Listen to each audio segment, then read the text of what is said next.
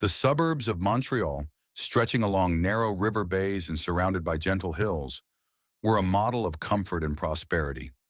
Small two-story houses in the classic Canadian style could be seen near the old stone buildings that remained from colonial times. The narrow streets were barely lined with the sounds of busy traffic. The locals addressed each other by name, and the air was often filled with the pleasant smell of freshly baked bread from neighboring bakeries. In the middle of one of the quieter neighborhoods stood an ancient Catholic church, its facade decorated with carvings and heavy wooden doors reminiscent of the architectural traditions of the 17th century. Next to the church was a small monastery with thick walls and narrow windows. Within its walls lived several nuns who were engaged in charitable activities and helped at the church. Surrounded by a small garden and a cobblestone path, these buildings have always been perceived by local residents as a center of spirituality and peace. 6 months before the central events, a new pastor, 37-year-old Jerome Duval, arrived at the church. He had a bright temperament and an outstanding oratorical skill, so his every word was remembered for a long time. His bright gaze and confident movements helped Jerome quickly gain fame as a man who could bring parishioners, especially young people, back to religious life. Many parishioners noted his straightforward sermons, full of strong feelings and examples from real life. Locals said that Jerome had an exceptional ability to inspire.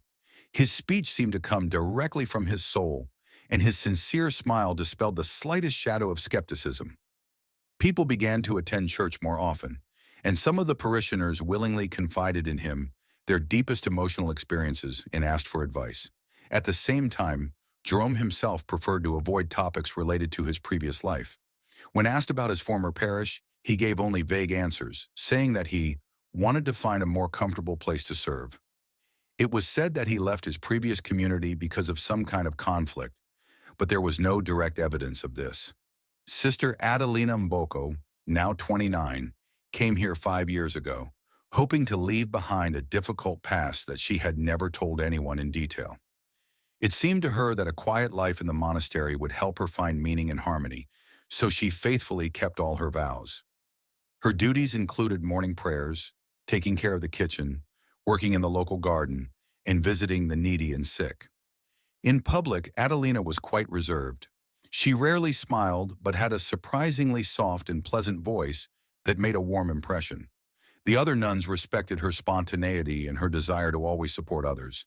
However, during those 5 years in the monastery, she felt a keen lack of true intimacy. Despite all her prayers, there was a vacuum somewhere deep inside her soul that did not disappear even after religious rituals. She constantly felt as if she was missing something more, perhaps love or at least understanding. When Jerome arrived at the church, Adeline did not pay much attention to him at first, as she was absorbed in her own feelings. But later she was impressed by his sermons. One Sunday he spoke with fervent faith about how everyone has the right to genuine joy and can only embark on the journey God gives them with courage. In those moments, Adelina's heart seemed to be turned upside down, as she felt that his inspiring words about doubts and spiritual pain were addressed directly to her. After the service, she timidly approached him to thank him for his truly inspiring speech. Looking at her with his piercing gaze, Jerome replied, "I can see in your eyes that you have been through a lot. If you ever want to talk, I'm here for you." This brief exchange of words sank deep into Adeline's soul, and she suddenly felt a tender awe that she had never experienced before. Over time, they began to find reasons to meet again. At first, it was just the usual church stuff. Adeline helped to prepare the list of volunteers and collect donations for the needy. During these meetings, Jerome listened attentively to her every word, asking about her thoughts and feelings. For Adelina, who was used to strict monastic rules, this had the effect of a breath of fresh air. Finally, someone saw her as a person, not just a nun on a list. These conversations continued after the service, when most of the parishioners were leaving. She stayed on, ostensibly to help with household chores, but in reality she wanted to spend at least a little time with the pastor on every occasion. She was increasingly attracted to his ideas and his vision of the world. Jerome talked about the thoughts of various theologians, and she listened with genuine interest. In this communication, there was a delicate, barely perceptible attraction that seemed to float in the very atmosphere. It had been about a month since they had started talking, and now their conversations were not limited to matters of faith. They discussed childhood memories, shared dreams, and shared doubts. Jerome acknowledged that he had a difficult history in the past, only lightly hinting at difficulties in his previous parish, but did not go into details. Adelina did not inquire further, because she understood how painful it was to reopen old wounds. It seemed to her that he appeared to her not just as a spiritual mentor, but as a man in whose heart lived his own pain and hidden beauty. One day when the meeting lasted late again, there was a subtle touch of hands between them, and the world around them seemed to stop for a moment. At first it seemed like a coincidence, but the eloquent glances and warm smiles said otherwise. Adelina was embarrassed and confused, and Jerome acted just as uncertain, but did not let go of her palm. As if frightened by their own desires, they stared at each other, well aware that this was already beyond the limit. But they couldn't resist the sensual wave, and the simple contact of their hands imperceptibly grew into their first kiss. Short, quiet, but full of powerful energy. That evening, they began their secret meetings. Adeline realized that she was betraying her vow of chastity, so she felt bitter and worried at the thought that if it became known, the abbess and the entire parish would be shocked, and she would face expulsion from the monastery. Jerome also realized how risky it was to allow such a relationship. As a pastor, he had to be a moral model, but the more they reflected on the consequences, the more they felt a mutual attraction, as if the forbidden fruit was too tempting to refuse. This laid the groundwork for their hidden romance, while also creating the foundation for a confrontation that would end in tragedy. The secret relationship between Pastor Jerome and Sister Adeline lasted several weeks. At first, it was a cautious relationship, evening conversations in the church, empty after the service, when no one else was around, or short meetings in the monastery corridor while the other nuns were leaving for their cells. All of this took place under the strictest secrecy, which only intensified their passion. Every morning, Adelina woke up with more and more guilt in her heart. It hurt her to realize that she was breaking the vows she had once taken when she entered the monastery. However, she could not resist the feeling that she considered true love. At night, she would stay awake for long periods of time, immersed in prayer, and at the same time recalling Jerome's embrace and kisses. It was as if her very soul was torn between her love for God and her passion for man. During the prayer meetings, Adeline began to notice that it was becoming increasingly difficult for her to look the other sisters in the eye. It seemed as if everyone was already aware of her sin. She became more silent and began to avoid personal conversations with the superior, fearing that she would notice her internal hesitation. The library where Adelina used to work was increasingly locked because she did not want anyone to come in unexpectedly and find her in tears. Pastor Jerome, although he understood the risk of this forbidden affection, plunged deeper and deeper into it. There was even more passion in his sermons. He constantly emphasized love, repeating that God is able to forgive any sin, provided there is a sincere heart. Some of the parishioners called him the best preacher who has ever served here. The church began to attract new people who wanted to hear his words. All of this strengthened Jerome's confidence in his own charisma, although deep down he realized that he was being hypocritical. Adelina noticed this duality. In public, Jerome radiated light and inspiration, but in private meetings with her, he did not hide his confusion. He begged her not to worry in vain and assured her that there will be a solution, but he never specified how they were going to resolve the situation. When she told him that their future together was impossible, neither in the monastery nor near the church, Jerome easily dismissed her, saying that everything will work out somehow. Eventually, there came a moment when the internal pressure in Adeline's soul became unbearable. It was late in the evening. She had just finished working in the kitchen and asked Jerome to meet her in the side chapel. In the semi-darkness of candles and the shadows from the empty pews, a special atmosphere reigned. With a tremor in her voice, Adeline confessed, "I can't live like this anymore. I'm ashamed to look at the cross, realizing that I'm cheating every day. I believe that God is love, but true love cannot be so treacherous. I despise the vows I once made in the presence of the Lord." Jerome tried to calm her down, taking her hands and assuring her that God forgives everything, that perhaps this was a special path for them. However, Adeline confidently refused. No, it's not a destiny at all. It's a sin, and I can't go on committing it. We have to stop. In response, Jerome, full of inner resentment and frustration, raised his voice. He began to reproach her for betraying him, for abandoning him, and for not being able to do things like that in love. His words suddenly became rude. But when he realized how unwavering Adelina was, he realized that it was useless to argue. She had already decided to end the story. Tears streamed down her cheeks as she finally said, I will beg God for forgiveness all my life, but I can't deceive myself anymore. Forgive me, Jerome, but I must go. With that, she ran out of the chapel, leaving Jerome alone in the semi-darkness and the extinguished candles. His fists clenched, and everything inside him seemed to shrink with pain and anger. He felt humiliated.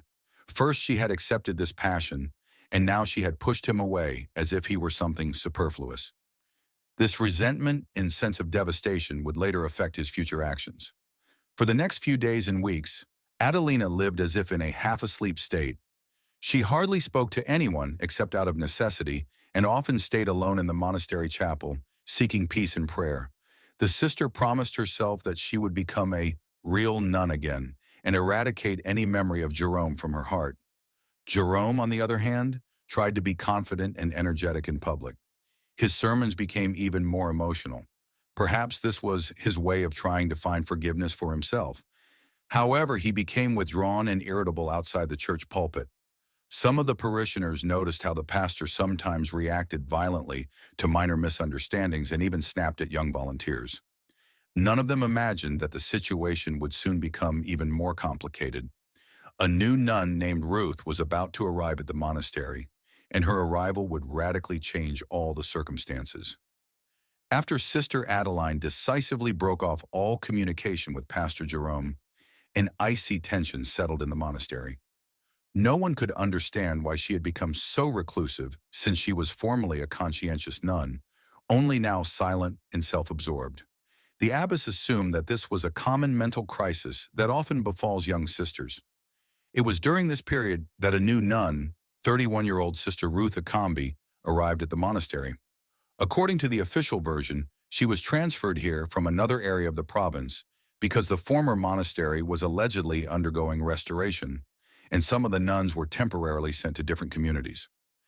It is equally important that Ruth herself was eager for change, as she was a well-read and active woman who was looking for fresh challenges in her ministry. Ruth's gentleness and ability to listen compassionately quickly made her stand out among others. Despite her reserved nature, her friendliness and frankness inspired trust in others, so the sisters quickly began to entrust her with various, albeit simple, but important tasks. For some time, Ruth simply got used to the new schedule, trying to understand the order of prayers, the rules in the refectory, and the division of responsibilities in her new convent. As soon as Ruth had spent a few days at the monastery, she noticed that Pastor Jerome often stayed late in church, even when everyone else was already heading home. Deep down, he was worried about the unfortunate incident with Adeline, and he was also filled with doubts and disappointments.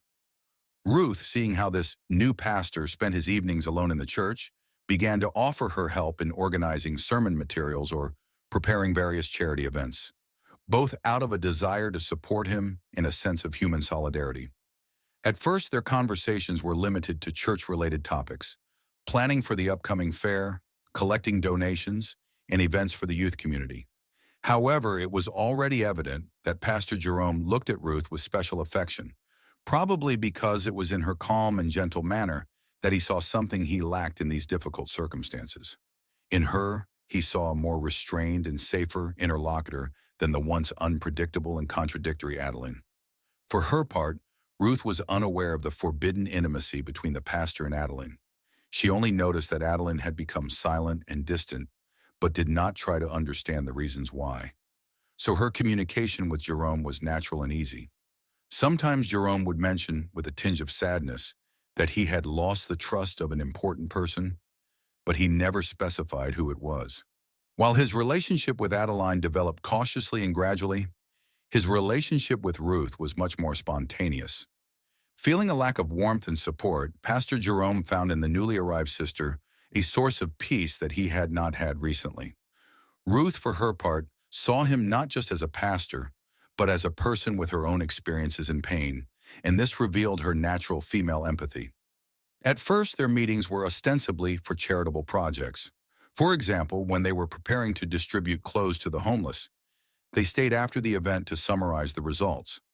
Over a cup of hot tea, the conversations increasingly touched on personal topics.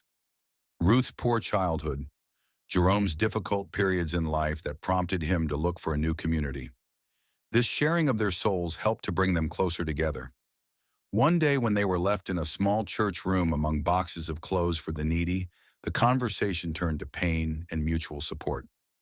Suddenly, Jerome took Ruth's hand and quietly thanked her for restoring his faith in the sincerity of human love. In response, Ruth felt a pleasant warmth, and tears of compassion and unexpected joy appeared in her eyes. This gesture already hinted at something much deeper than simple cooperation. Gradually, their affection took on more and more explicit forms, seemingly accidental touches, hugs, and glances that lasted longer than they should.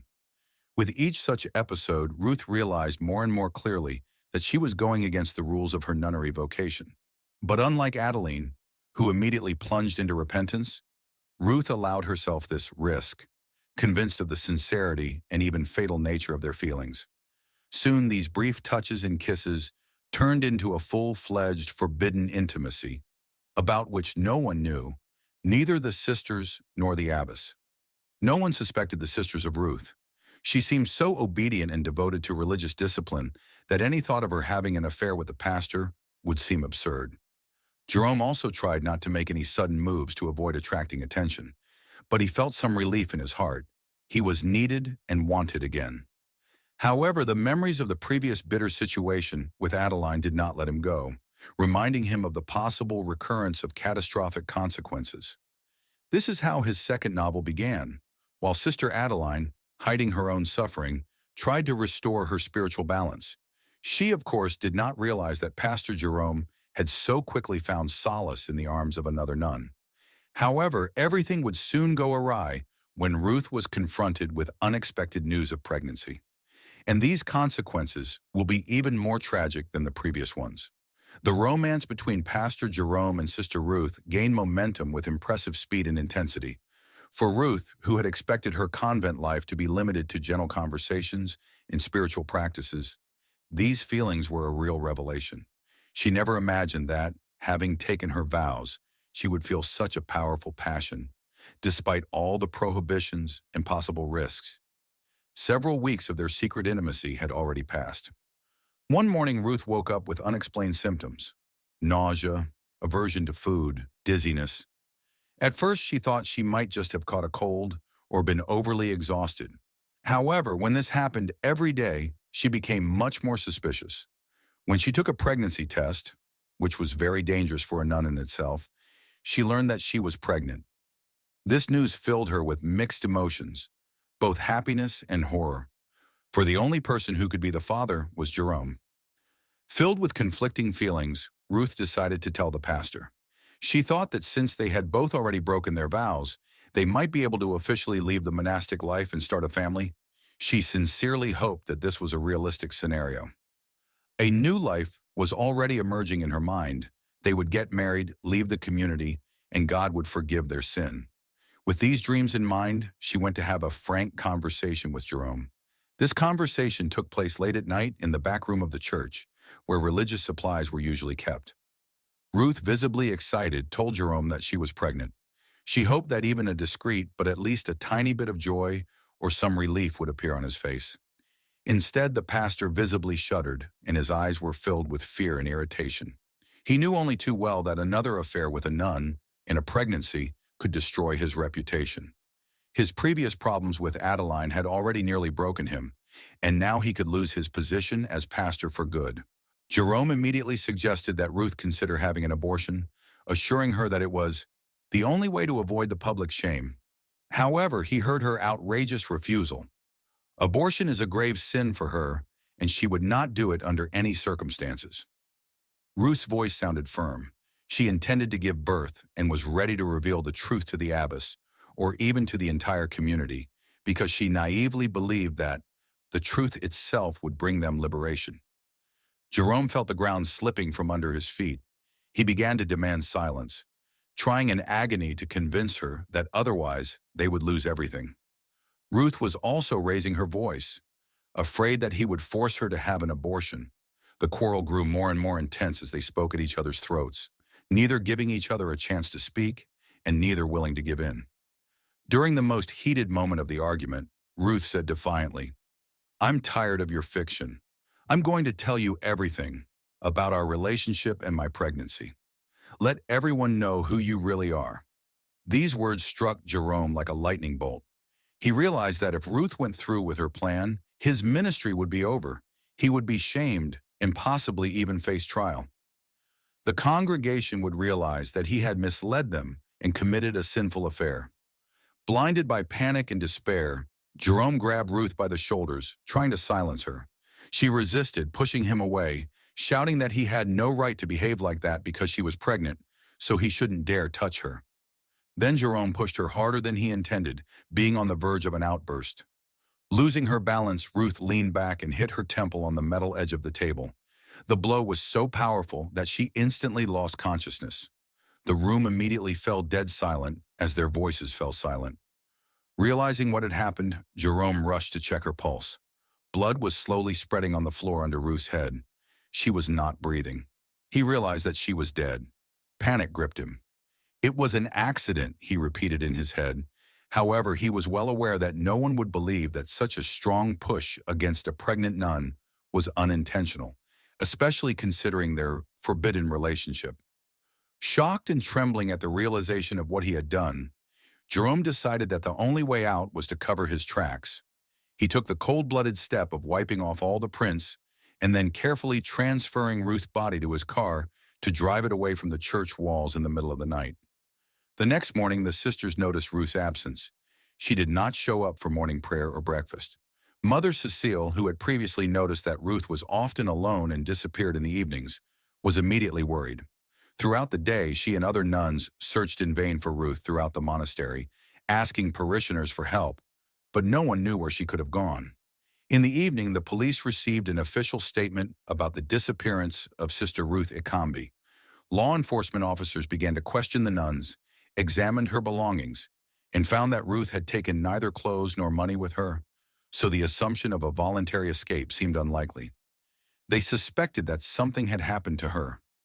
A few days later, the police received disturbing news. A woman's body was found by the river, near abandoned warehouses. Arriving at the scene, the officers identified it as Sister Ruth. An autopsy confirmed two things. She was pregnant and had died as a result of a severe blow to the temple. The news stunned the entire community, as the very idea of a pregnant nun already seemed unbelievable. Although no witnesses saw what exactly happened that fateful night, the news of the dead nun carrying a child instantly shook the suburbs of Montreal. Locals began to whisper about the sinister mystery. Who was the father? Who was capable of such a terrible crime? The monastery was in turmoil and confusion. The abbess, Cecile, was almost in a daze.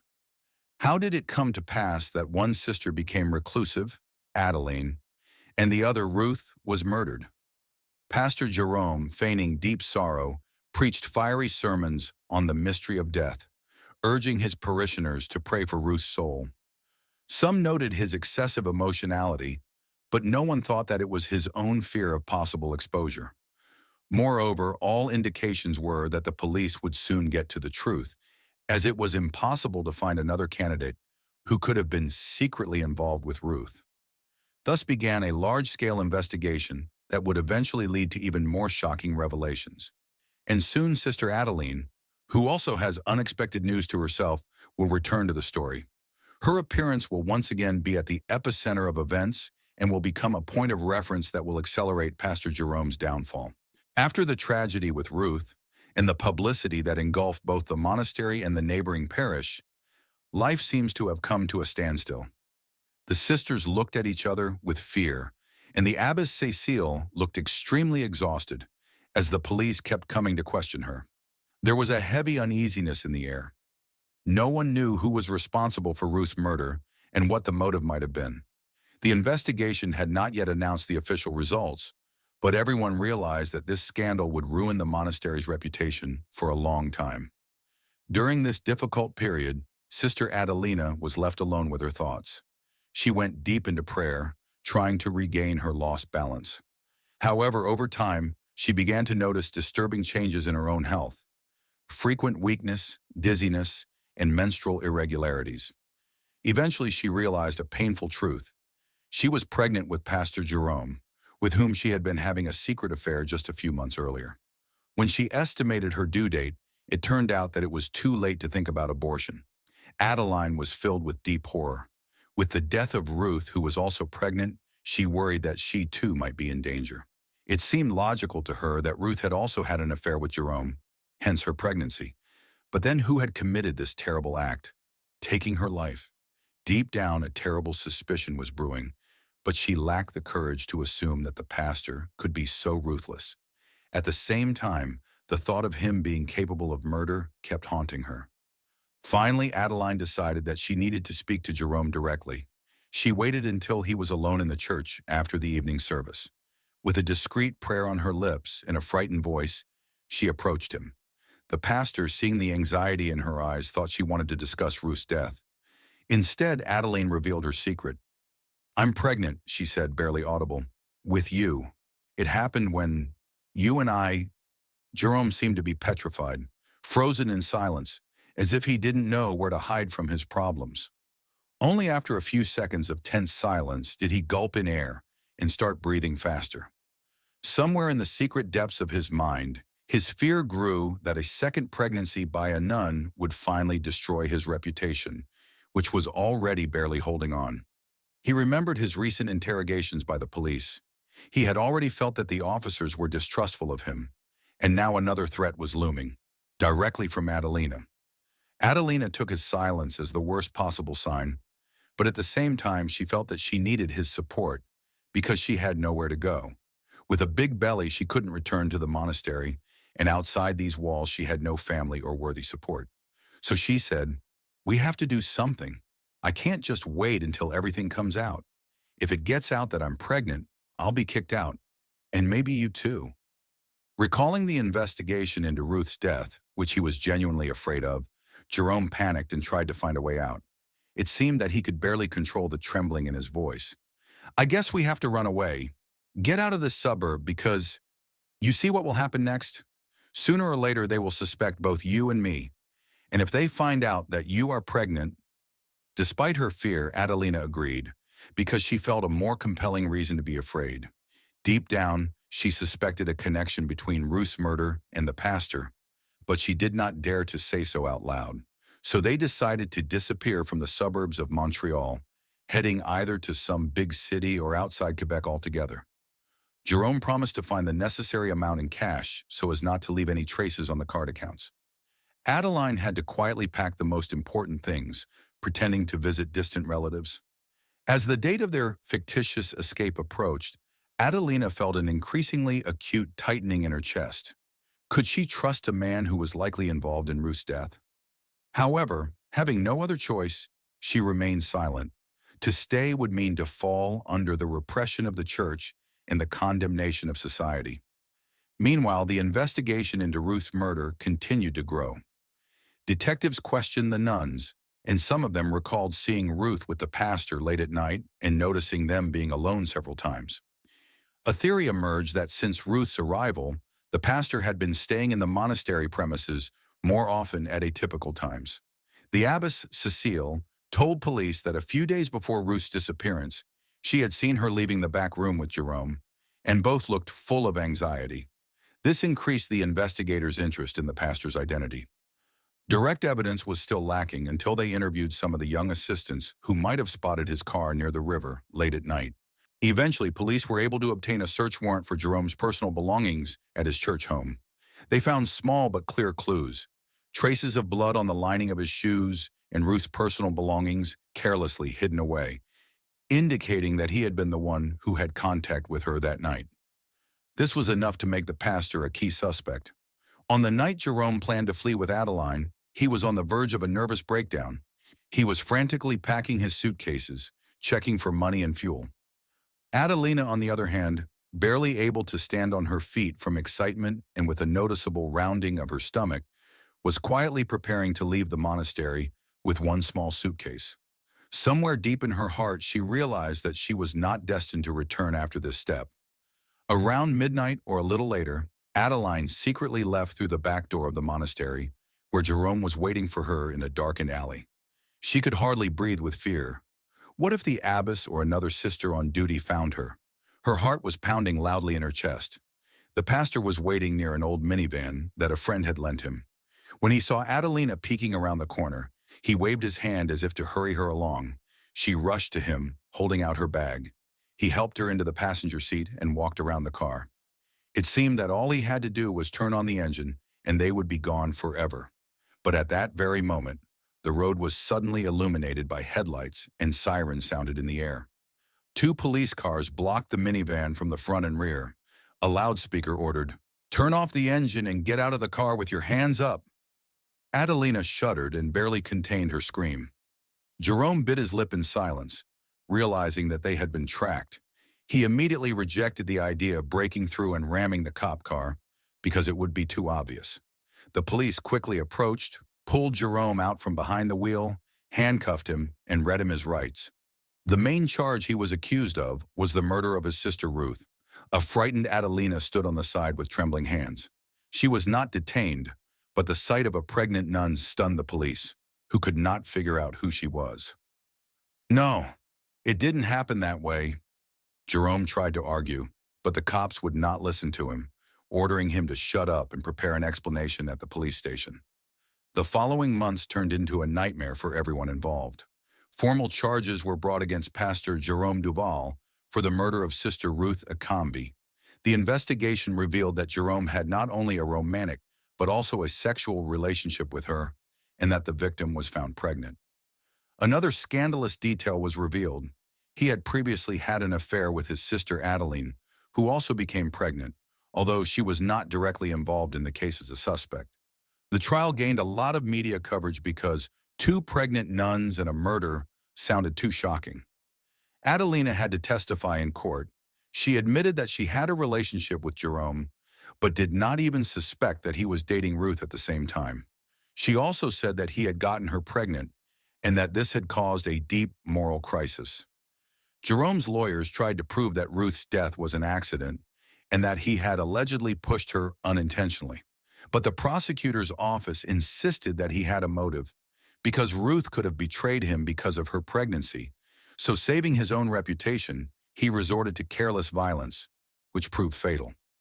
The jury was not convinced by the "it was an accident" version because the circumstances indicated the deliberate use of force against a pregnant woman.